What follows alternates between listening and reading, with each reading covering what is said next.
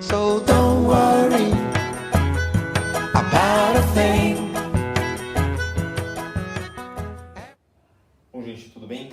Então vamos lá, vamos continuar nossas atividades e agora a gente vai falar um pouquinho sobre a parte de estrutura da matéria propriamente dita. Vai meio que trabalhar um pouquinho os conceitos de como os modelos atômicos foram desenvolvidos, foram elaborados, foram construídos.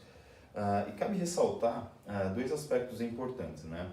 O primeiro, que um modelo ele não representa fielmente a realidade, né? Como o próprio nome diz, ele é um modelo. Ele visa criar uma interpretação da realidade sob os olhos de nós, cientistas, ou das pessoas que constroem esse modelo. Tá?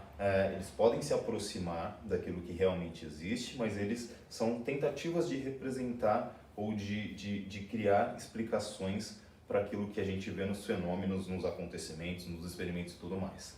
O segundo aspecto a ressaltar é, por mais que eu cite o modelo de Dalton, o modelo de Rutherford, o modelo de Thomson, a ciência ela não é individual, a ciência ela é coletiva e, muito importante, a ciência ela é contextual, ou seja, de acordo com uma época, com os acontecimentos políticos, econômicos, sociais dentro da própria ciência, de acordo com os acontecimentos daquela época, a ciência ela se desenvolve conforme uma determinada linha de pensamento, né? Então a ciência tem influências múltiplas e a gente vai ver até inclusive em alguns modelos o porquê que um modelo não foi proposto num determinado momento, mas em outro momento, né? Por conta dessas influências e das novas descobertas que foram acontecendo. Então cabe a gente se perguntar três questões básicas para a gente começar a trabalhar com os modelos atômicos. Primeiro, né, de onde surgiu a ideia de modelo atômico? Quais as evidências da existência de um átomo? Né, e como e por quais razões os modelos foram se modificando ao longo do tempo? Né, por que eu não continuo ou não continuamos com o modelo de Dalton, ou com o modelo de Rutherford, ou com o modelo de Bohr? Por que houve uma modificação nesses modelos? Né? Bom, a ideia de átomo a gente já viu lá na aula presencial, que é uma ideia que remonta lá à Grécia Antiga, né? Posteriormente, muito tempo depois, com o surgimento da química, que a gente pode dizer como ciência, e da física como ciência, novas propostas foram surgindo, né, baseadas em experimentação, baseadas no empirismo, ok? E a partir das experimentações e da interpretação dos fenômenos que aconteciam, surgem propostas de modelos para explicar do que a matéria é feita. Aqui só para ilustrar, esse vídeo a gente passou para vocês na primeira aula, é um vídeo da manipulação de alguns átomos através de um mecanismo bastante recente, né? Então, algumas evidências de que a gente, através da proposição de modelos, está indo no caminho certo, por exemplo, podem ser tidas como vídeos como esse ou como experimentos como esse, em que a gente consegue manipular, ainda que de maneira bastante rústica, os elementos químicos ou os átomos dos elementos químicos. Aqui, se você buscar na internet microscópio de tunelamento eletrônico, você vai encontrar um conjunto de imagens muito parecidas com essas, que são imagens construídas através do computador, mas com uma base de dados, né, de um feixe de elétrons que colide com uma superfície.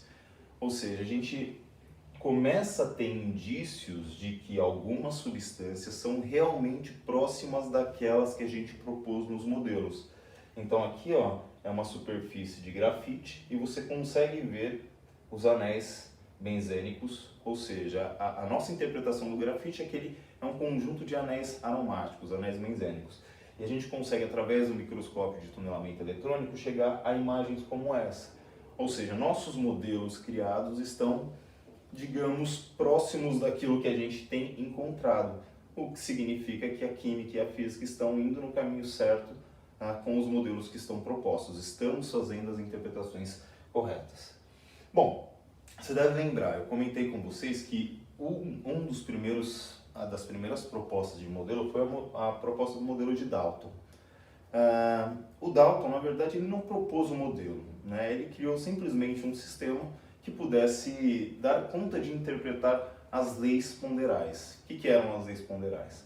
aquelas leis relacionadas às massas. Então, a lei de Lavoisier, a lei de Proust, as propostas de Gay-Lussac, do Avogadro, todos esses cientistas, eles trabalhavam, né, buscando entender como as reações químicas funcionavam, qual era a proporção de massas, e a partir dessas proporções eles fizeram diferentes reações e tentaram descobrir ou reconhecer diferentes átomos e substâncias, diferentes elementos e substâncias.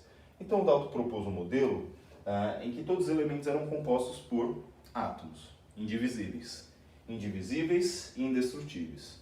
Ou seja, o átomo ele era uma partícula única, ou seja, não tinha uma subdivisão. Se eu subdividisse o átomo, eu acabava destruindo ele.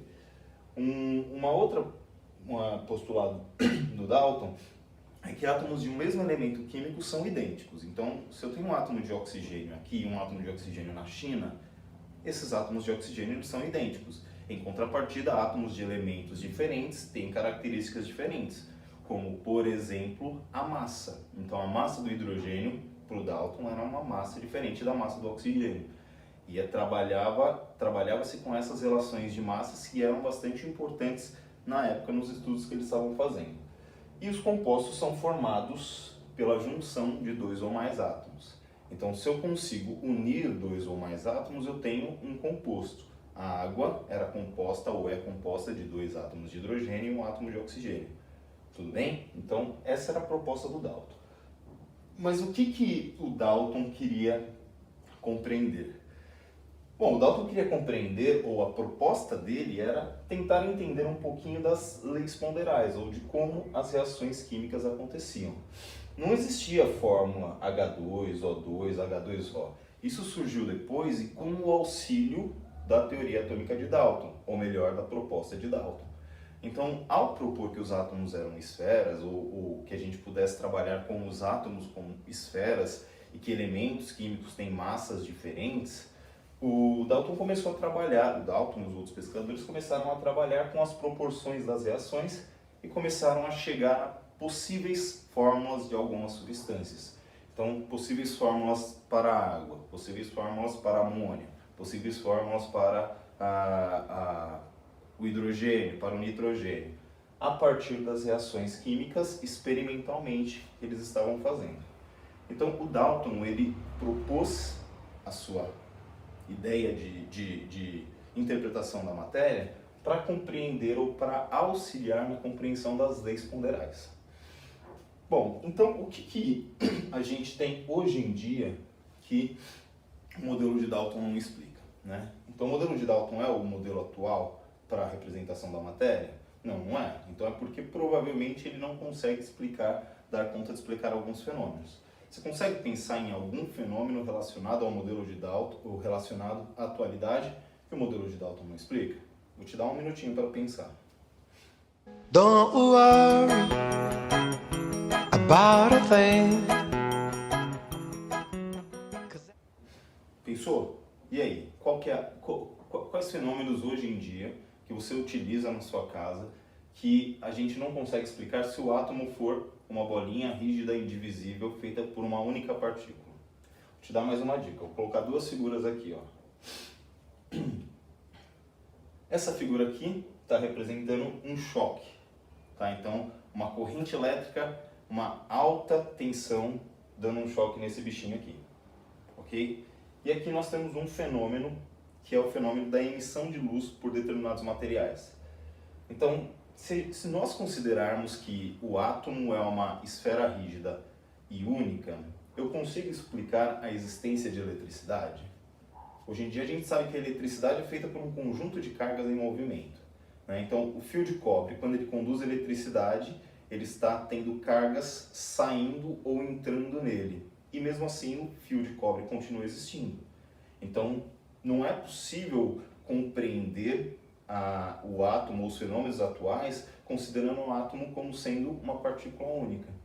Do mesmo jeito, como que a gente explicaria que um elemento químico ou que uma substância química emite luz? Então, quando você queima algo, se algo emite luz ao queimar, como que a gente explica a emissão de luz, dessa radiação, a partir da queima dessa substância, desse material? Então, o Dalton ele não consegue dar conta E também ele nem queria explicar isso. O Dalton queria trabalhar com as leis ponderais. Tá? O fenômeno da eletricidade, por mais que já existia na época, não era o foco principal do modelo de Dalton, da proposta de Dalton. Posteriormente, alguns pesquisadores começaram a estudar um pouquinho mais a eletricidade. Então, a eletricidade lá em 1670 ela já existia, ou já se tinha ideia e já se tinha alguns estudos sobre eletrização de corpos.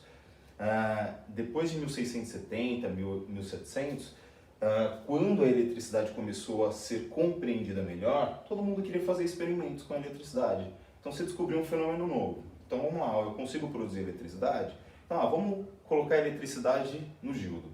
O que acontece? Ele toma um choque. Então vamos entender por que ele toma um choque. Vamos colocar a eletricidade no café. O que acontece com o café? Vamos colocar eletricidade num pano, vamos colocar eletricidade numa televisão. Enfim, você começa a trabalhar com experimentos vinculados à eletricidade. Então você começa a trabalhar, fazer novos experimentos e com isso você adquire novos dados, novas informações, novas interpretações. E aí surge um sistema chamado tubo de raios catódicos, né? Que é um experimento que foi reproduzido por muita gente, por muitos pesquisadores, e esse experimento foi o grande alvo, a interpretação dele foi talvez o principal experimento que fez com que surgisse um novo modelo atômico, porque ele envolve eletricidade, ele envolve cargas e ele envolve um pouquinho de magnetismo. Então aqui está uma ilustração, né? Esse daqui é o J.J. Thomson, que foi um dos vários pesquisadores que fez experimentos com os tubos de raios catódicos e conseguiu tecer uma interpretação que permitisse a construção ou a elaboração de um novo modelo.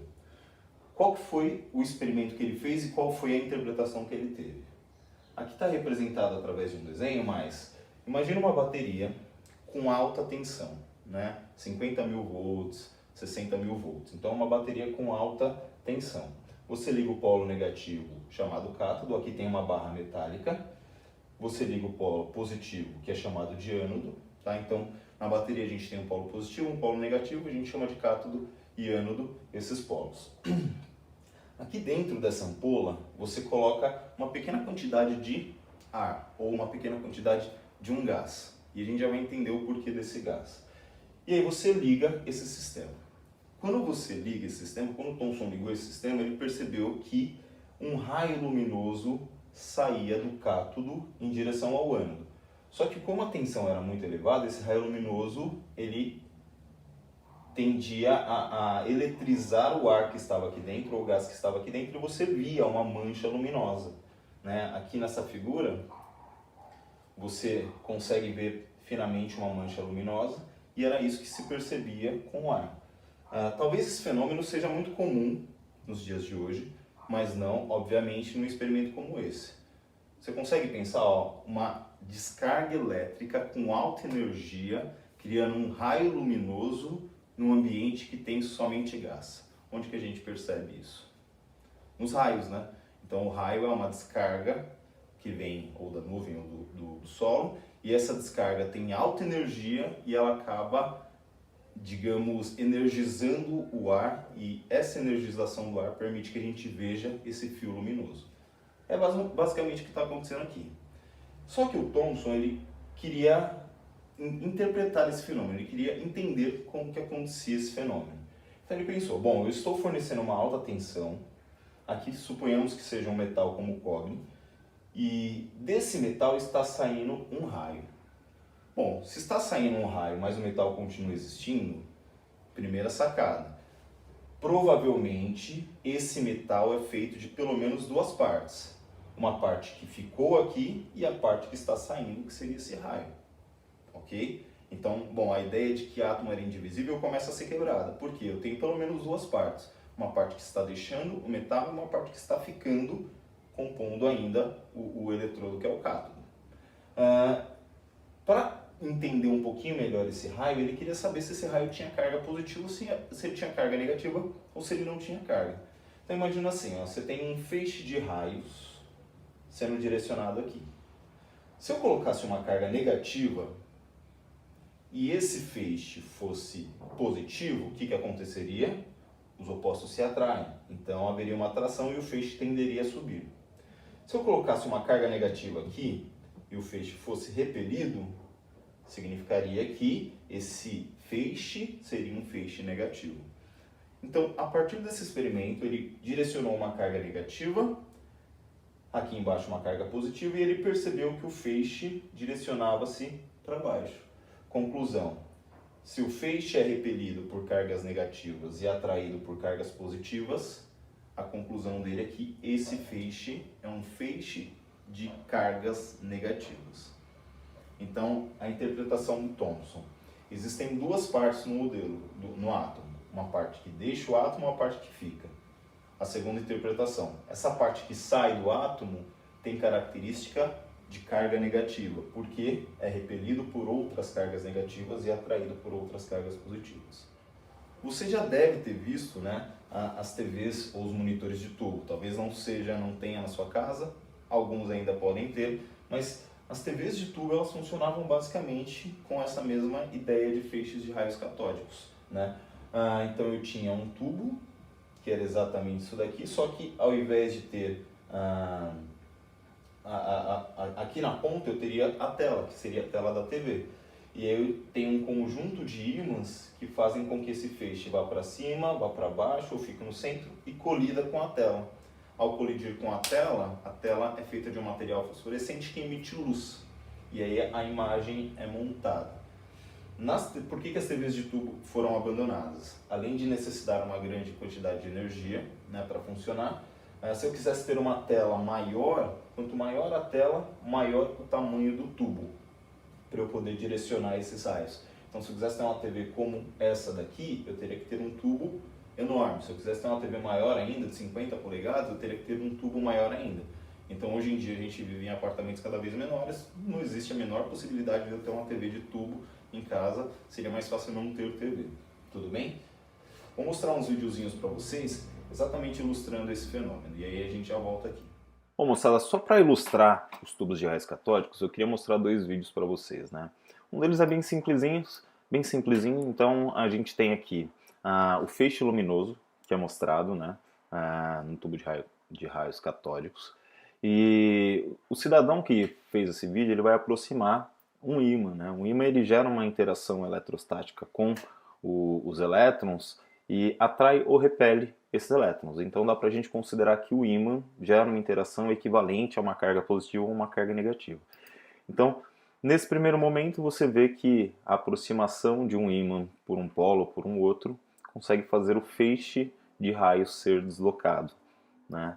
E isso permitiu, por exemplo, ao Thomson a interpretação de o raio ser positivo ou o raio ser negativo, tá? Só que havia ainda um outro problema, né? Como saber se esse raio era só uma luz, era só um feixe luminoso, eram só ondas eletromagnéticas, ou que esse raio tem massa, né? É composto por partículas? Bom, imagina, se eu direciono esse raio para uma superfície sólida que pode se movimentar e ele é feito somente de luz, esse raio, sendo feito somente de luz, não consegue causar algum impacto, não consegue impactar nesse material, ou seja, não vai causar movimento nesse material. Entretanto, se o raio fosse feito por partículas, ao colidir com um material que pode se movimentar, ele causará o movimento desse material. E esses foram outros experimentos que foram realizados com tubos de raios catódicos com algumas pequenas modificações. Vou mostrar alguns exemplos para vocês. Eita, deixa eu abaixar o som desse negócio aqui. Então, só para mostrar aqui um dos experimentos, né, o feixe luminoso emitido ele causava sombra, ou seja, uma das conclusões que a gente pode pensar é que ele não conseguia atravessar materiais sólidos, tá? Então ele não conseguia passar por materiais sólidos.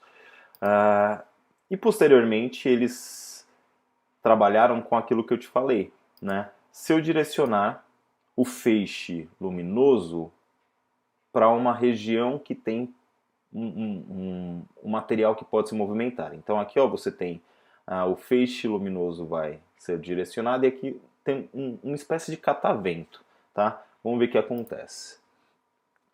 Então, ao ligar, os raios estão batendo nessas plaquinhas, né? Estão causando a movimentação dessas plaquinhas.